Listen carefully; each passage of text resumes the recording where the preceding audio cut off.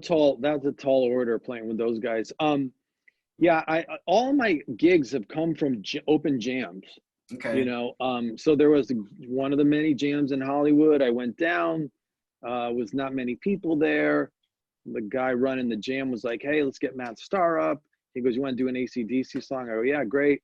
And then he goes, "Hey, buddy, my voice is kind of bothering me. Can you sing?" Because he knew I sang.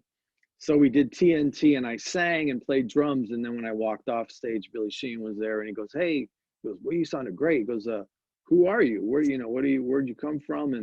And he goes, "I want to get your number. I don't want to lose you," is what he said. I said, "All right." Yeah. And so, you know, that was that. And we, you know, I'd text him here and there. I was out with, I think I was playing with Phil X or maybe a Doug Aldrich, a steamroller, which is Doug Aldrich and Michael Debin, and we were in Italy, and there was Winery Dogs posters. They were coming, so I was like, "Hey, man, you know, see you guys are Nice. coming."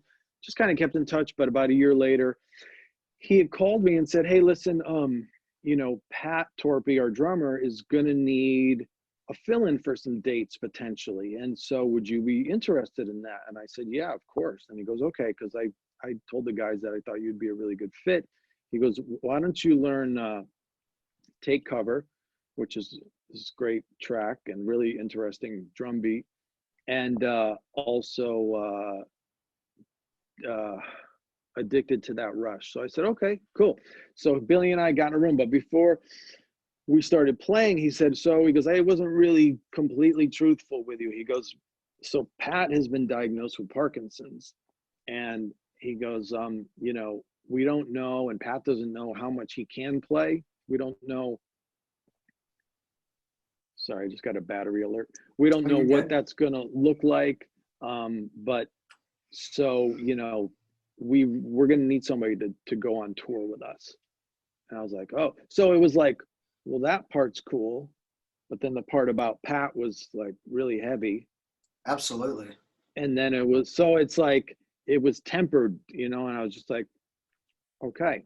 And it's just in that moment, I just realized like this is more than a gig, you know, this is a bigger purpose here, you know. And at that moment I just felt like I was really the right guy. Like musically is one thing, but just the right person to be, you know, sensitive to that situation, but also come in and kick fucking ass, but also, you know, understand that, you know, you may not be playing all the time, you know, there's, it's going to be in flux. So we played through a couple songs and he was just like, "Great, great, you sounded great." And then you know, wait a while and I got a phone call, and that was it, and it was on. So so that was a brief departure. Well, that was a 5-year departure from playing with Ace live, and but I still, you know, recorded on some of the records along the way, which was cool. That was, I appreciated that.